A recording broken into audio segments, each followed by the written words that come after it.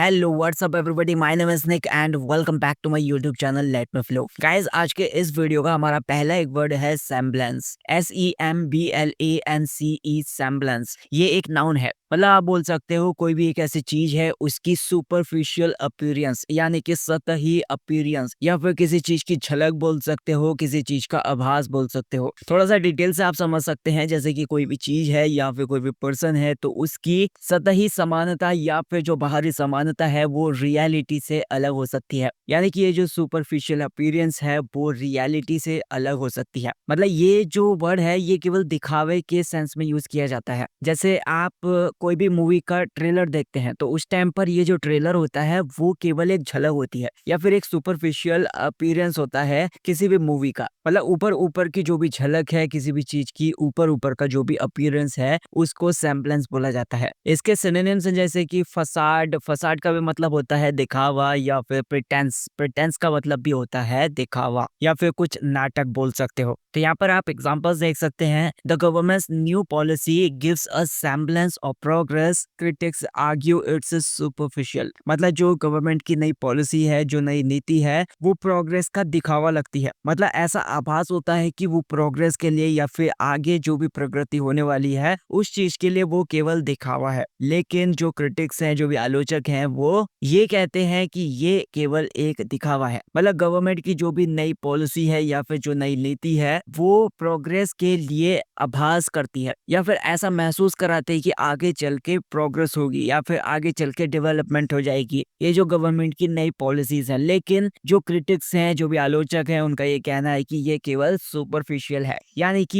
ये केवल दिखावा है या फिर ये एक उस प्रोग्रेस की केवल झलक है। अगला वर्ड है हमारा क्लोजर। CLOSURE, closure. ये एक नाउन है। इसका मतलब होता है कोई भी ऐसी चीज है उसका समापन बोल सकते हो, कोई भी काम है उसका जो बंद होने की प्रोसेस है उसका जो समापन है उसको बोल सकते हो क्लोजर। ये वर्ड जो है ये उस सिचुएशन को दिखाता है जब कोई भी काम पूरा हो जाता है या फिर समाप्ति की ओर आगे बढ़ता है। इमेजिन कीजिए कि एक लंबी यात्रा के बाद आप अपने घर पहुंचने वाले हो, तो आपकी जो लंबी यात्रा है वो खत्म होने वाली है या फिर उसका समापन होने वाला है या फिर उसका क्लोजर होने वाला है। तो उस क्लोजर को आप समापन बोल सकते हो। लंबी यात्रा का जो क्लोजर होने वाला है उस सेंस में इसका यूज किया जा सकता है। या फिर जैसे आपका दोस्त है, उसके साथ कोई भी झगड़ा हो गया है, आपका पुराना झगड़ा है, वो लंबे टाइम तक चला हुआ आ रहा है, लेकिन अब आपका दोस्त ये कहता है कि पुराने झगड़े को भुलाकर आगे बढ़ा जाए। तो आपका जो पुराना झगड़ा था उसका जो समापन है, उसका जो क्लोजर है, इस सेंस में इसका यूज किया जा सकता है। तो यहाँ पर आप एग्जांपल देख लीजिए। The closure of the factory has left many workers unemployed. मतलब जो फैक्ट्री का क्लोजर था या फिर फैक्ट्री का जो भी बंद हो गया था, तो फैक्ट्री के बंद होने की वजह से बहुत सारे ऐसे वर्कर्स थे, बहुत सारे ऐसे मजदूर थे, वो बेरोजगार हो गए। अगला वर्ड है हमारा ऑर्केस्ट्रेट। ORCHESTRATE,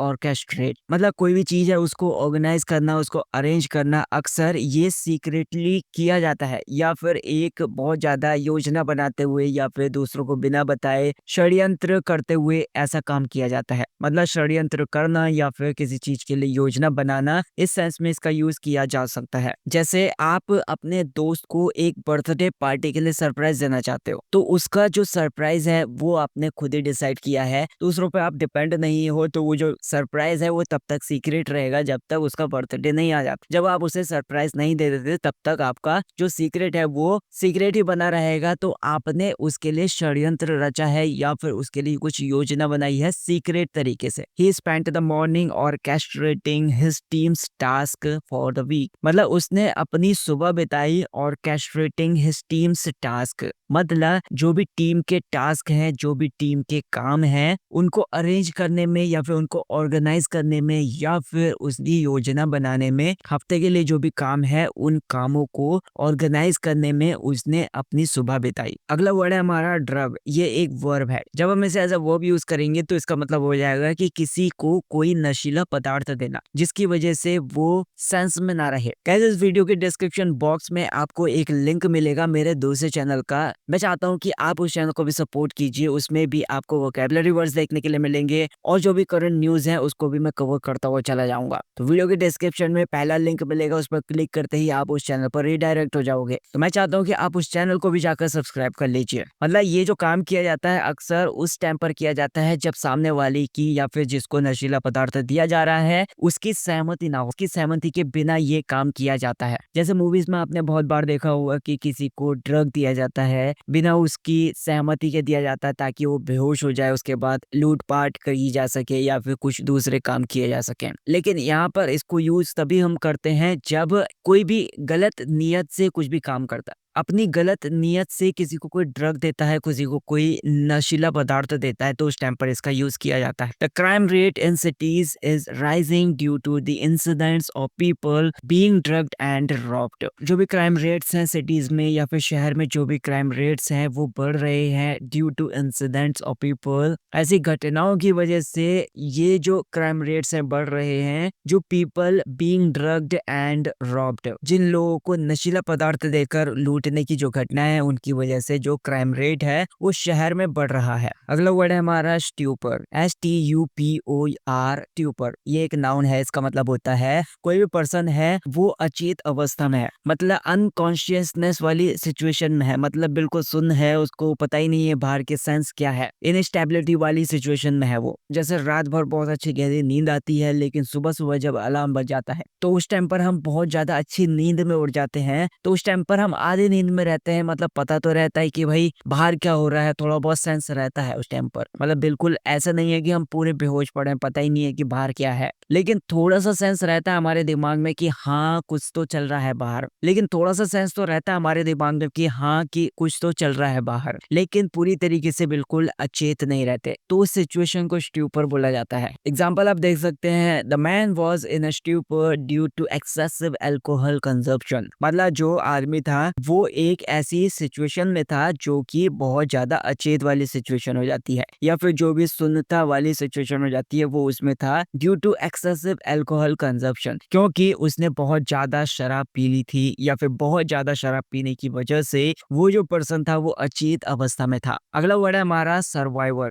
SURVIVOR, survivor. इसका मतलब होता है एक ऐसा पर्सन है जो कंटिन्यू करता है अपनी जिंदगी को आफ्टर अ ट्रॉमेटिक इवेंट और ऑर्डिल, मतलब एक बहुत ही ज्यादा घिनौनी हादसे से भरी हुई सिचुएशन के बाद या फिर एक ऐसी सिचुएशन को फेस करने के बाद जिसमें उसकी जान भी जा सकती थी, तो उससे सरवाइव करने वाला इंसान जो होगा वो सर्वाइवर कहलाया जाएगा, या फिर उससे बचने वाला जो इंसान होगा वो सर्वाइवर कहलाया जाएगा। अब आप इमेजिन कर सकते हैं जैसे किसी का बहुत ज्यादा तगड़ा एक्सीडेंट हो जाता है लेकिन फिर भी वो बच जाता है कुछ टाइम इलाज चलने के बाद, तो वो सर्वाइवर कहलाया जाएगा क्योंकि उसकी उसमें जान भी जा सकती थी क्योंकि उसका तगड़ा एक्सीडेंट हुआ था। एग्जाम्पल आप देख सकते हैं, he is a cancer survivor and motivates others to stay strong. मतलब वो कैंसर सर्वाइवर है, मतलब उसे कैंसर हो गया था पास्ट टाइम में लेकिन अब वो कैंसर उत्तरजीवी है, कैंसर से बचने वाला इंसान है और दूसरों को वो मोटिवेट करता है, दूसरों को अब वो प्रेरित करता है टू स्टे स्ट्रांग, मतलब बहुत ज्यादा मजबूत होने के लिए या फिर हमेशा बहुत ज्यादा कठोर रहने के लिए वो प्रेरित करता है दूसरों को, क्योंकि अब वो कैंसर से बच चुका है। एक और एग्जांपल आप देख सकते हैं, the survivors of the recent flood are receiving aid from the government. मतलब जो भी फ्लड आई थी या फिर जो भी बाढ़ आई थी हाल ही में, उसमें जो भी सर्वाइवर्स हैं उसकी वजह से जो भी उत्तरजीवी हैं या फिर बचने वाले जो इंसान हैं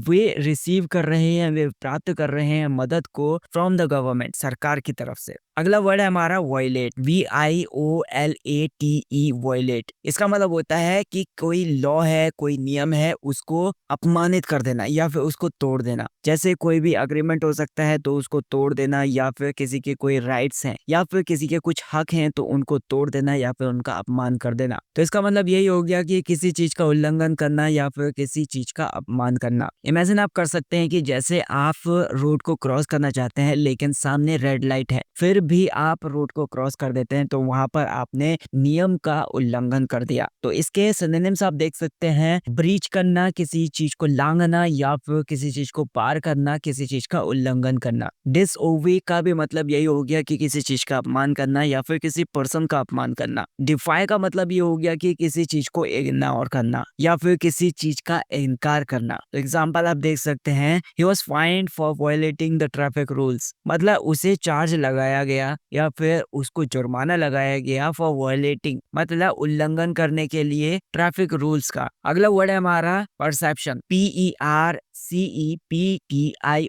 परसेप्शन। ये एक नाउन है। इसका मतलब होता है कि किसी की कोई धारणा है, किसी की कोई समझ है, कि या फिर किसी का कोई किसी चीज को लेकर, किसी घटना को लेकर या फिर कोई भी सिचुएशन है, उसके प्रति सोचने समझने की जो भी धारणा है, उसके प्रति सोचने समझने की जो भी समझ है, या फिर उसके प्रति उसका जो भी दृष्टिकोण है, उसको परसेप्शन बोल सकते हैं। सपोज कीजिए कि जैसे कोई भी पर्सन है, अगर वो कोई भी सिचुएशन फेस करता है तो उस टाइम पर वो धारणा बना लेता है या फिर पहली राय जो होती है उसकी, उसका जो पहला परसेप्शन होता है, पहला दृष्टिकोण होता है, तो उसको परसेप्शन बोल सकते हैं। The teacher worked to change the students perceptions about math being difficult. बहुत सारे ऐसे स्टूडेंट्स थे कि उनकी ये धारणा थी या फिर उनकी ये समझ थी कि जो मैथ्स है वो बहुत ज्यादा डिफिकल्ट है, बहुत ज्यादा कठिन है। या फिर बहुत सारे ऐसे स्टूडेंट्स थे, उनका ऐसा दृष्टिकोण था, वे ये सोचते थे कि मैथ्स बहुत ज्यादा डिफिकल्ट है, बहुत ज्यादा कठिन है। तो टीचर ने इसको बदलने का, उनकी धारणा को बदलने का या फिर उनके जो परसेप्शन है उसको बदलने के ऊपर काम किया। अगला वर्ड है हमारा ऑर्डिल, ORDEAL, ऑर्डिल। इसका मतलब होता है एक ऐसा एक्सपीरियंस जो कि बहुत ज्यादा पेनफुल है,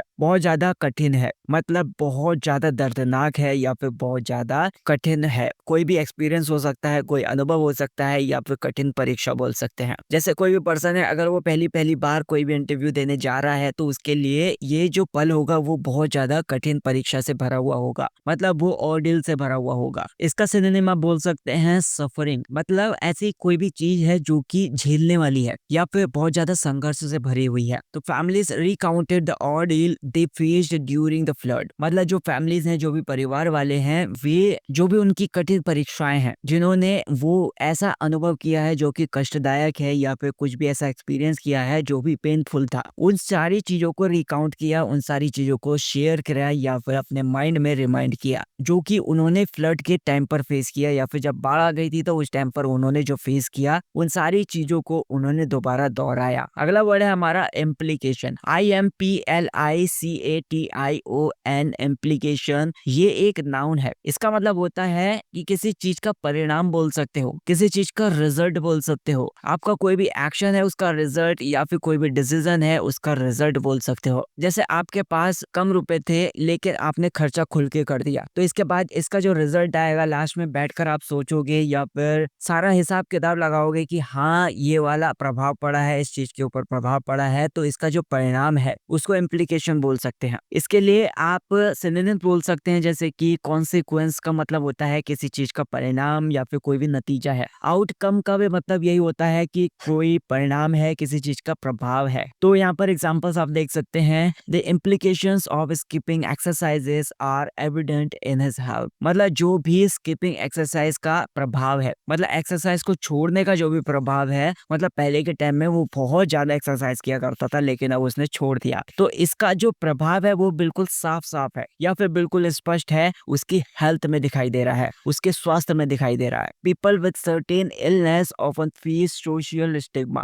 मतलब जो भी ऐसे लोग हैं जो अक्सर सोशल स्टिग्मा का कारण बन जाती है, या फिर कुछ ऐसे लोग हैं जिनको ऐसी बीमारियां हैं, वे अक्सर सामाजिक कलंक का सामना करना पड़ता है उनको। So that's it guys for this video. अगर आपको ये वीडियो पसंद आई हो तो वीडियो को लाइक कर देना, चैनल को सब्सक्राइब कर देना। Thank you so much for watching this video.